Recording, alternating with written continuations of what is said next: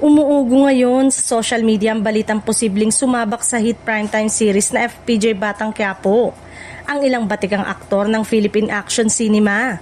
Kabilang sa mga pinakamatunog na pangalan na lumulutang online ay sina Joco Diaz, Jerry Craval at Jay Manalo, na pawang kilala sa matitinding action role at matatag na presensya sa pelikula at telebisyon.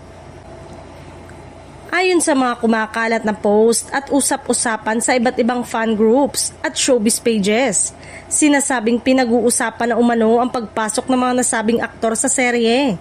Dahil sa uri ng kwento ng Batang Quiapo ngayon, natural lamang na pumasok sa usapan ng mga artistang may matitibay na action image at bigating karakter na kayang magbigay ng lalim sa storya. Partikular na naging usap-usapan ang posibleng pagpasok na kilala sa kanyang mga kontrabida at authority role, gayon din sina Joco Diaz at Jerry Craval na matagal nang kinikilala bilang mga action stars. Si Jay Manalo naman ay kilala sa kanyang versatility bilang aktor na kayang gumanap sa parehong mabibigat at sensitibong papel, bagay na swak sa maseryosong direksyon ng serye. Gayunpaman, wala pang kumpirmasyon mula sa production ng FPJ Batang Quiapo o mismong mga aktor na nabanggit.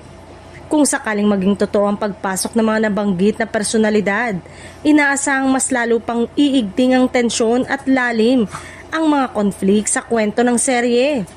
Malaki ang posibilidad na magdadagdag ito ng bagong dimensyon sa mga karakter at magbibigay ng mas matinding aksyon at drama na inaabangan ng mga manonood gabi-gabi.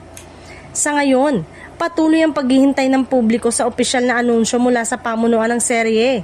Isang bagay lang ang malinaw, kung sakaling matuloy ang pagpasok ni Joco Diaz, Jerry Craval at Jay Manalo sa FPJ Batang Quiapo, tiyak na magiging isa ito sa pinakamalaking cast additions na yayanig sa mundo ng serye-serye.